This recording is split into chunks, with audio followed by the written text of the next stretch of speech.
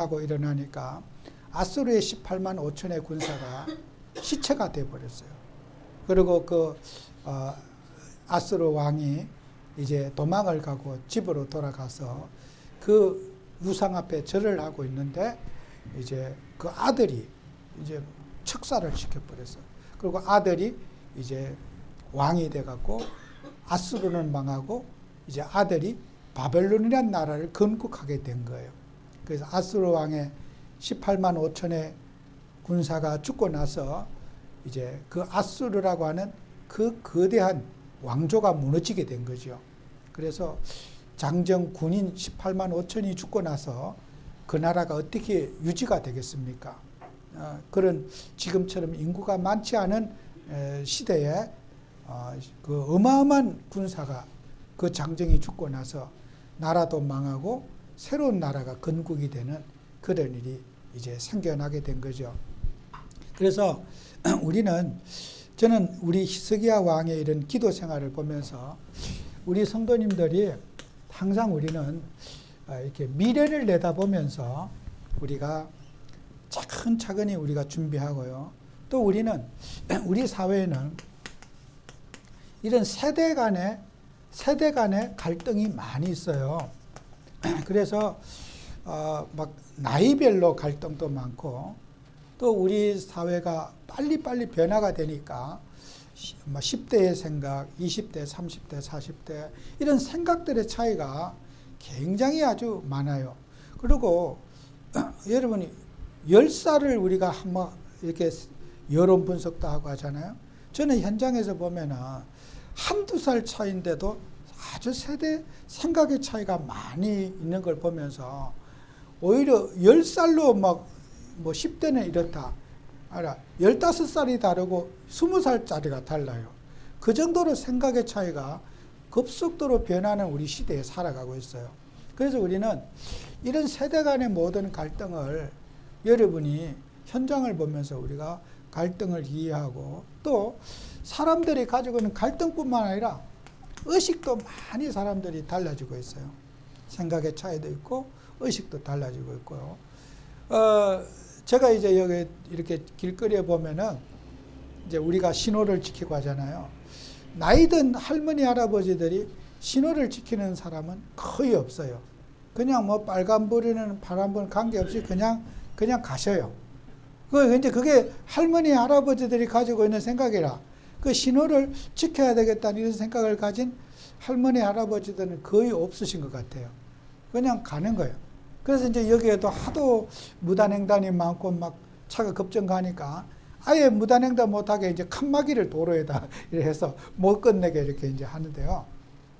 이게 이제 왜냐하면 어릴 때 신호등을 한 번도 본 적이 없거든요. 뭐 신호등을 본 적이 없기 때문에 나이가 들면 어릴 때 습관이 나타나니까 그 신호를 빨간불에 서야 된다는 생각을 전혀 하지를 못해요. 왜 서냐? 그냥 차가 안 다니는데 가면 되지. 이런 생각을 가지기 때문에 이제 신호는 뭐 무용지물이 되는 거죠. 그것처럼 요즘에 이제 주일학교라든지 애들은 그 신호등이 있는 사회에 살기 때문에 신호를 애들이 참 잘 지켜요. 젊은이들은 서 있는데 이제 나이 든 분들은 무시하고 이렇게 가잖아요. 그러니까 이게 사람들이 가지고 있는 세대 간에 이 의식이 이렇게 잠재의식 속에 이제 담겨진 거. 이게 무의식이죠. 그죠? 자기도 모르는 무의식 속에 담겨져 있는 게 오늘의 현실로 드러나게 되는 거란 말이에요. 그죠? 할머니, 할아버지들을 앉혀놓고 아무리 교육해도 그건 안 될 거예요. 할머니 신호등 지켜야 됩니다. 아무리 해도 교육할 수 있는 시기가 지났어요. 그냥 그건 받아들여야 돼. 그럼 할머니들이 사고 안 나도록 우리 지금 세대들이 신호를 안 지킨다는 것을 생각해서 운전자도 운전해야 되고 주의를 해야 되고 신호가 파란불이라도 할머니 할아버지들이 길거리에 서 있고 하면은 일단 할머니 할아버지들이 갈 수 있도록 웬만하면 서주고 이렇게 배려를 해야지 할머니 할아버지들을 고치려고 하면은 불가능한 거예요. 그죠? 운전자가 저걸 그래서 주의를 해서 천천히 가면서 골목길에는 할머니, 할아버지들이 그런 성품이니까 우리가 운전도 천천히 하고 또 신호를 어기게 가도 화내지 말고 이렇게 우리가 이런 잠재에서 물속에 있는 성품들을 이해하고 우리가 바르게 어떻게 할 수 있는 이렇게 이제 도와드려야 되는 거잖아요. 그죠? 그런데 우리는 대부분에 이걸 고치려고 하는 거예요. 못 고칠 수 있는 게 시기가 있어요. 그래서 여러분이 이렇게 교육도 시간표가 있어요. 어디 가서 자꾸 훈계한다고 그러지 마시고 잘못된 것이라 할지라도 받아들여주고 섬겨주는 자세가 필요해요. 고칠 수 없다면 섬겨줘야 돼요. 고칠 수 있으면 고치지만은 못 고치는 것을 자꾸 갈등하고 싸우지 말라는 거예요. 이게 고칠 수 있는 상황인지 고칠 수 없는 상황인지를 판단해보고 교육을 할 수 있으면 교육을 하고 교육에 역효과가 날 것 같으면은 그것들을 그대로 받들어 주셔야 돼요. 그죠?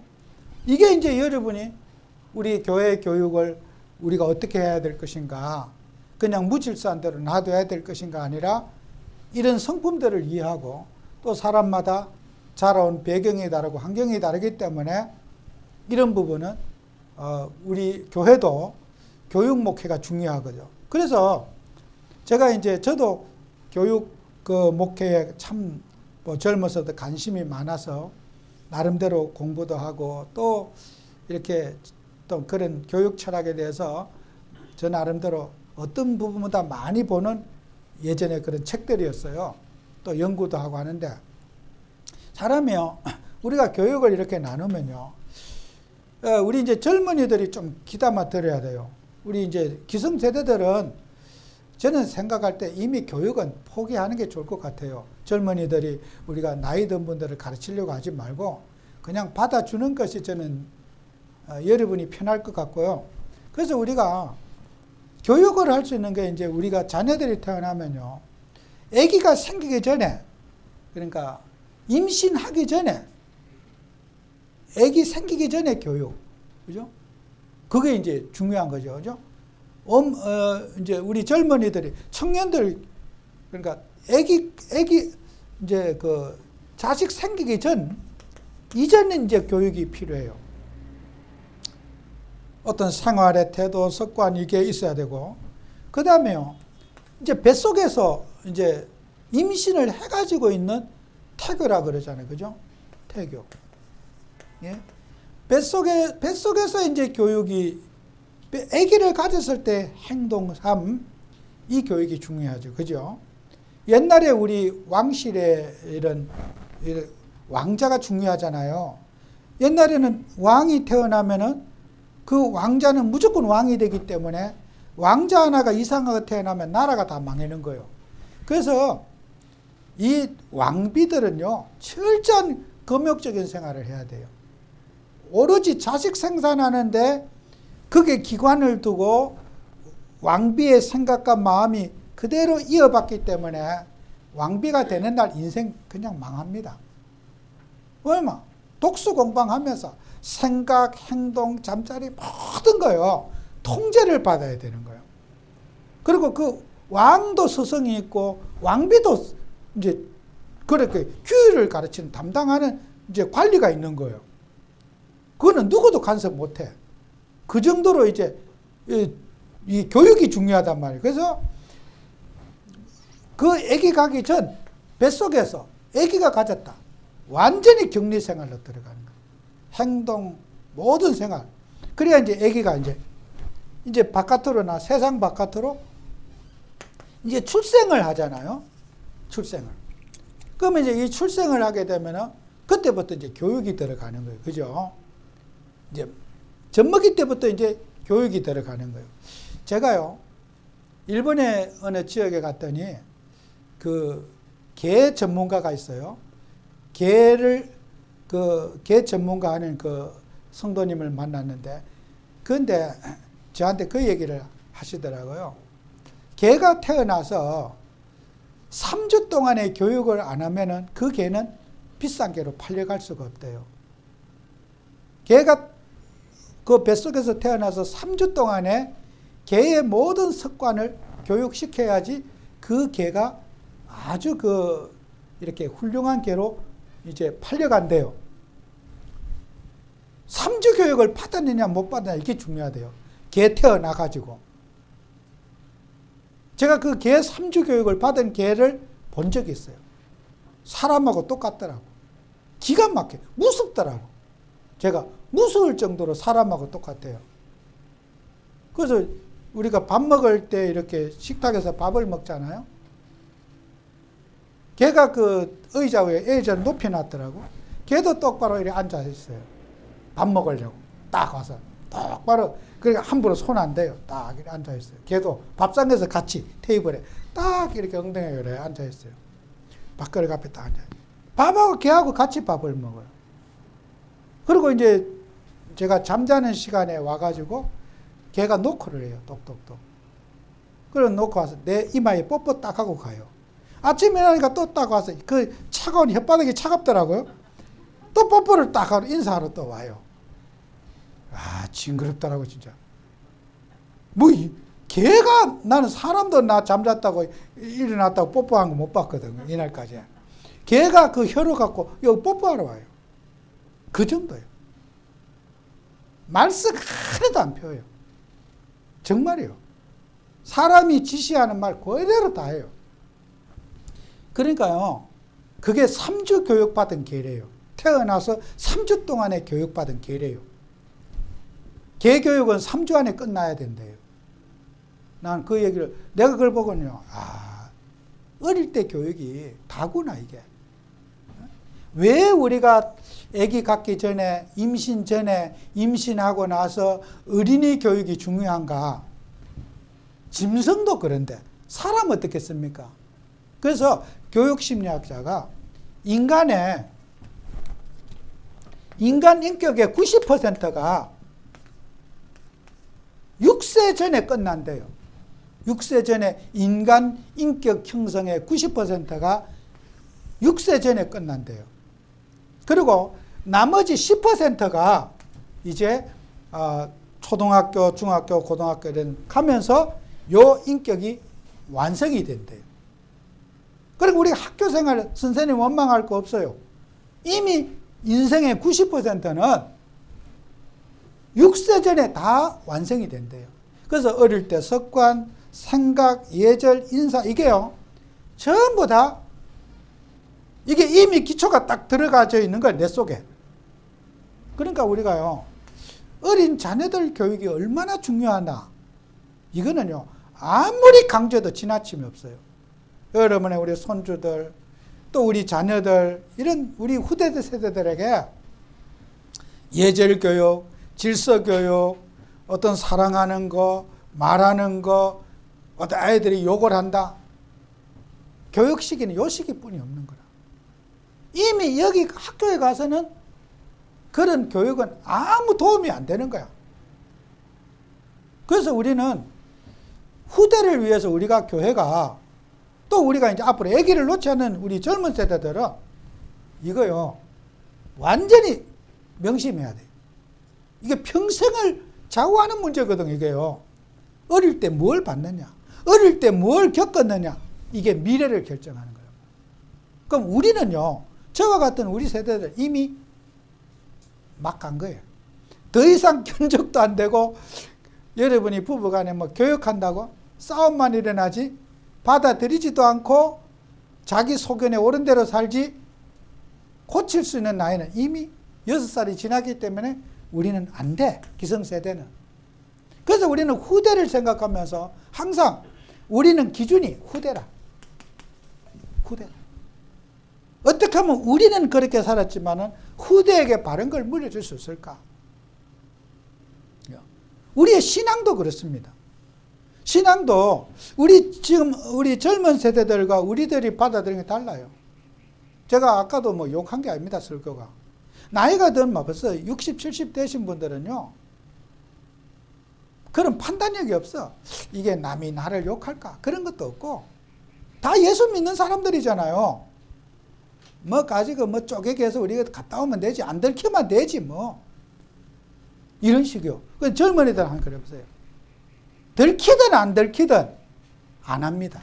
하루도 안 해요. 우리 젊은 세대들한테 야 쪼개게 해서 놀러로 가자. 하루도 안 해. 빌어도 안 할 거예요. 근데 우리 나이 든 세대도 돼요? 에이 뭐 그까지 어때요? 안 들키면 되죠 뭐. 문제 없으면 되죠. 그게 우리 기성 세대들이, 우리 꼰대 세대들이 가진 거. 그러니까 대화가 안 되는 거예요, 이거는. 그러니까 우리 젊은이들이 어른들 이해하려고 그러면 안 돼요. 그냥 포기해버려야 돼요. 그래야 우리 젊은이들, 어른들을 왜 저러나 이해하면 같이 힘들어져요. 우리가 교회 지도자들이 그런 생각인데, 그게 객관적으로 말이 됩니까? 사회적으로 말이 됩니까? 안 되잖아요. 근데 본인들은 모르거든요. 내가 잘못된 걸 모르거든요. 그걸 브레이크 거는 사람을 이상하게 보거든요. 믿음이 없어가지고 불신앙하고 있다 하면서 아무데나 불신앙 갖다 붙이고 욕하거든요. 제가 그러면 욕 많이 덧먹어요. 불신앙한다고. 어디다 불신앙을 갖다 붙여요? 믿음이 없어가지고 겁쟁이여가지고 그런 식으로 사람을 매도하고 바보 취급하는 거예요. 우리가 좀 바르게 합시다 그러면, 정상적으로 합시다 그러면 그걸 받아들여주면 좋잖아요. 그죠? 회개는커녕요 나를 이단 취급해요. 그게 믿음 없어서 그렇습니까? 내가 겁이 많아 그렇습니까? 아니요. 절대로 아닙니다. 그런데 내가 겁 많아서 겁쟁이라 그래요? 코로나를 무서워해가지고 그까짓 걸 벌벌 떨면서 그러냐고. 여러분 그까짓 게 아니에요. 사회적 통념을 따르고 질서를 따라주는 게 그게 복음 정신이에요. 우리 예수님도 그렇게 사셨어. 꼭 우리가 그렇게 럭비공 같이 그럴 필요가 없잖아요. 꼭 모난 행동을 하면서 자꾸 합리화하려고 하는 게 기성세대들이 가진 거예요. 그래서 여러분은 기도하기 전에, 기도하기 전, 이게 중요해요. 기도가 중요한 게 아니고, 기도하기 전에 회개해야 돼요. 이게 중요해요. 회개. 이게요, 여러분요, 기도하기 전에 회개해야 돼요. 뭐요? 나도 모를 우상. 야곱이요, 제가 성경의 본문에 다 이게 준비를 했습니다만은, 시간 가서 본문 여러분에게 다 알릴 수는 없어요. 근데 야곱이요, 이제 그 자식들과 함께 세겜 땅에 왔어. 바담 아람에 있다가 이제 자기 고향으로 가면서 그 가는 과정에 세겜 족속의 추장과 가족들을 막 전부 다 죽여버렸어요. 할례받게 하고 난 다음에.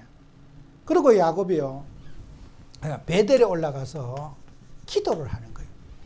기도를 하기 전에 먼저 목걸이, 우상 있잖아요.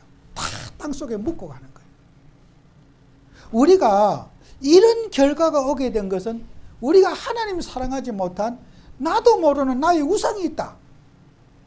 우리가 기도하기 전에, 하나님 만나기 전에 우상부터 내려놓자. 사단의 역사했던 통로들을 우리가 해결하자. 우리가 어떻게 보면 갱신하자. 이게 이제 세례 요한이 세례를 받았잖아요. 독사의 자식들아 회개하라 그랬거든요. 그 회개라는 것은, 그 회개는 십자가의 회개가 아닌, 그 말은 갱신을 말하는 거예요. 그걸 뉘우침을 말하는 거예요. 반성을 말하는, 회개를 말해요. 세례 요한의 회개는 뉘우침, 반성, 그런 회개를 말. 그러니까 예를 들어 이걸 이제 우리 각성이라 그러거든요. 각성, 우리말로 표현해서 각성 운동이에요. 야, 우리가 이게 정신 차리자 좀. 이게 뭐 우리 하나님 믿는 사람들이 우리가 예수 믿기 전에 각성부터 먼저 하자. 가던 길을 멈추고 우리가 자세를 좀 준비하자. 예수님 맞이할 자세를 갖추자. 이 뜻이거든요. 은혜 받을 수 있는 자세를 갖추자. 하나님의 은혜를 입을 수 있는 우리가 좀 준비 좀 하자. 이게 기도하기 전에 여러분요, 은혜 받을 수 있는 준비를 하셔야 돼요. 응답받을 준비를 해야 돼요. 축복받을 준비를 해야 돼요. 내가 감정도 내려놓고 내 욕심도 좀 내려놓고 하나님 앞에 나를 세우는 기도 있기 전에 먼저 그 자세를 먼저 해야 된다는 거예요. 히스기야가 그렇게 기도하거든요. 우리 민족이 이렇게 압박받고 무시받을 때 하나님, 우리가 지금까지 하나님 잘못 믿었던 거, 또 우리가 이렇게 무시받는 거, 이런 모든 것들이 당연한 결과이고, 그렇지만 나는 하나님의 백성이 아닙니까? 우리는. 그럼에도 불구하고 우리는 하나님의 백성이니까 하나님이 여기에 판단해 주십시오 하는 히스기야는 그 각성과 함께 하나님의 언약을 붙잡고 기도하는 거예요. 그렇잖아요. 우리는 아무 잘못도 없는데 저 아수르 사내립이 미쳐가지고 나를 지금 공격하고 있습니다. 이렇게 한 게 아니고 우리의 잘못된 부분을 회개하고 하나님 여기에 도와주십시오. 그게 히스기야는 회개와 축복을 기도하기 전에 이 자세를 먼저 갖추고 응답받는 거예요. 예수님 오셔서도 마찬가지. 세례 요한의 사역이 이 각성운동한 거예요. 그래서 모든 사람들이 우리가 이렇게 살아서 안 된다고 하는 그 각성 속에 요단강에 와서 세례를 받고 나는 죽었습니다 하고 침대를 막 물속에 들이받고 그리고 예수님을 맞이하는 거예요. 그래서 예수님을 맞이할 준비를 세례 요한이 한 거잖아요. 우리 만왕의 왕 우리 예수 그리스도를 영접할 준비를 한 거란 말이에요. 정말 우리는요, 기도가 먼저가 아닙니다. 회개가 먼저예요. 그러면요, 여러분은 기도 후에 응답이 오게 돼 있어요. 그죠? 그러니까 기도하기 전에 회개해야 돼요. 그럼 기도 후에 여러분은, 자, 우리는 왜 이렇게 되지? 기도 후에 여러분 응답을 받는데요. 우리는 정말 여러분과 저는요, 우리가 기도하면서 여러분의 무능과 이제 한계를 우리가 넘어서야 되는 거예요. 그죠? 그래서 사도행전 11장 19절에 하나님 자녀들이 핍박과 어려움, 환난을 인해서 도망을 간 게 안디옥 교회가 아니겠습니까? 안디옥 교회에서 하나님의 은혜를 입어가지고 이 사람들은 그 도망 나온 사람들이 한계를 넘어서게 되고 무능을 넘어서게 된 거예요. 그래서 거기에서 그리스도 누리고 복음 누렸더니 천하가 기근들 때도 경제 축복을 받고, 또 여기에서는 사도행전 13장 1절에서 3절에는 선교팀까지 구성하는 우리 민족의 한계를 넘어서 세계화까지 이루게 되는 어마어마한 축복을 받은 게 기도 후에 일어나는 것입니다. 그죠? 도망가면서 깨달았겠어. 우리가 왜 도망가는가 지금? 그 속에서 하나님이 자신들의 무능, 야, 우리는 그리스도 아니면 안 되겠구나. 우리는 오직 그리스도만 붙잡고 살아야 되겠구나. 그 언약을 붙잡았더니 세계복음화라고 하는 이스라엘 백성들이 할 수 없는 최고의 한계를 넘어서게 된 거예요. 우리가 이런 응답 받아야 돼요. 우리의 절망에 빠졌을 게 아니라 하나님이 준 힘을 얻어서 우리의 무능, 우리의 한계를 넘어서는 응답받자. 이게 기도 이전과 기도 이후에 응답 오는 거예요. 그죠? 그래서 여러분은 우리가 기도하면서요, 정말 우리가 하나님의 일을 하는 저와 여러분에게 항상 기도하기 전에 여러분은 신분의 누림이 있어야 돼요. 우리는 문제 붙잡고 기도하는 기도가 아닙니다. 해답 가지고 기도하는 거예요. 그리스도 누리는 기도해야 돼요. 그래서 여러분, 우리가요, 이런 말 많이 들어봤잖아요. 언약 기도, 그리스도 기도. 그죠? 여러분이 깝깝하고 답답하고 머리 집중이 안 된다. 피곤해서 그럴 수도 있고, 저는 그럴 때, 제 개인적으로는 그래요. 그럴 때 마귀가 내 속에 왔구나. 나는 그렇게 생각해요. 피곤하다고 막 머리 깝깝하다고 다 마귀 들렸다. 그렇게 보면 여러분 욕하는 말로 들릴 수가 있는데, 저 개인적으로는 그럴 때, 내 속에 다른 게 들어와서 내 머리가 복잡하구나. 저는 그럴 때요, 사정없이요, 나를 결박시켜요. 나를 주 예수 이름으로 내 생각과 마음을 묻고 있는 모든 흑암은 이 시간에 결박받을지어다. 저는 저를 결박시켜요.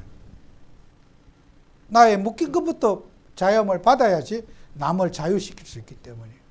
내가 묶여갖고는 남을 자유하게 할 수가 없어요. 내 인생을 묶고 있는 모든 어둠은 이 시간에 결박받을지어다. 저는 저 자신부터 먼저 결박시켜요. 내가 해방받고 나서 남에게 기도도 해줄 수 있고 축복도 해줄 수가 있는 거예요. 묶인 놈이 누구를 도와주겠습니까? 내가 노예가 되어 있는데 누구를 도와줄 수 있겠어요? 정말 내가 그리스도의 사람으로 나는 하나님을 누리고 있는가? 이걸 여러분이 기도하기 전에 먼저 이것부터 회복하셔야 되는 거예요. 그래서 히스기야도 그렇게 했잖아요. 베옷을 입고 왕복을 내려놓고 나는 하나님의 자녀로서 내 인생이 죽었다. 내 인생의 모든 것은 그리스도가 내 인생의 주인이다. 이거 확인하고 기도하잖아요. 여러분도 성경대로 기도하세요. 히스기야처럼 그렇게 기도하세요. 문제에 사로잡힌 거 모든 흑암입니다. 어떤 것도 문제는 하나님이 주신 게 아닙니다. 사단이 갖다 준 선물입니다. 예수 이름으로 여러분을 넘어서는 축복받아야 돼요. 신분 확인할 때 여러분요, 이 신분 속에 능력과 권세가 여러분이 함께합니다. 예. 자녀의 신분이면 다 끝나는 거예요. 그러니까 능력과 권세를 누려야 돼요. 오늘 우리 하나님의 자녀들이 신분 기도하시기 바랍니다. 언약 기도하시기 바랍니다. 그리스도 붙잡고 기도하시기 바래요. 그래서 여러분이 이 영적 생활에 승리한 여러분 되셔야 돼요. 그래서 우리가 내가 은혜 받고 여유가 있어야지 많은 사람을 우리가 수용할 수 있지 않겠어요? 내가 힘들면 안 되는 거예요. 여러분, 저는 여유란 말이요, 각자마다 다르겠지만은 그릇에 따라 다를 거예요. 그죠? 여러분 던지기도 100m를 던질 수 있는 사람이 10m 던지는 것은요, 쉬워요. 그죠? 그럴 힘이 있는 사람이 막 깐당깐당하게 힘을 다 써야 되는 사람은, 우리가요, 여유는요, 성령 충만해서 여유가 나와요. 하나님이 주신 힘을 많이 얻어야지 여유가 나오지. 기름 깔딱깔딱 깔랑깔랑 하면요, 차는 가는데 엄청 불안해요. 운전자 많이 느끼잖아요. 그죠? 가다가 기름이 빨간불이, 노란불이 돌아가지고 기름 넣어라 막 이렇게 멘트가 나오면요, 가기는 가는데 불안해. 기름 가득 넣으면요, 차가 더 잘 가는 느낌이 있어. 같은 속도로 가는데 차가 왜 이렇게 잘 가지? 이런 거예요. 저도 이게 착각 같은데요. 세차하거나 막 차가 더 잘 가는 것 같아. 이상해요. 차가 이렇게 잘 가지? 그러니까 막 먼지가 확 있대 차가 안 가는 것 같아. 차가 땡기는 것 같아. 느낌이. 우리 인생이 그래요. 은혜롭고 행복하면요, 소무에 사는 것처럼 행복해. 가정도 행복하고 교회도 행복하고. 내가 힘들면요, 모든 게 짜증스럽게 보여요. 그래서 인생에 행복한 길을 살려면 하나님의 은혜를 받으셔야 돼요. 정말 차 깨끗하게 세차하면 왜 이렇게 차가 잘 가냐 이런 마음이 막 들어요. 그런데 그게 실제로 뭐 속도가 그렇겠습니까? 근데 이 느낌이 그래요. 느낌이. 그래서 우리 성도님들이 땅에 살면서 진짜 하나님 사랑하고 복음 누려서 여러분은 정말 그리스도 누리는 우리 교회 성도님들 되시고 여러분이 최고로 행복을 누리는 그런 삶을 살아야 됩니다. 승리한 여러분 되시기 바랍니다. 기도합니다. 주님, 우리 교회 모든 성도님들 축복하셔서 이번 주간도 하나님의 위로를 충만하게 받는 한 주가 되게 하옵소서. 예수님 이름으로 기도합니다. 아멘.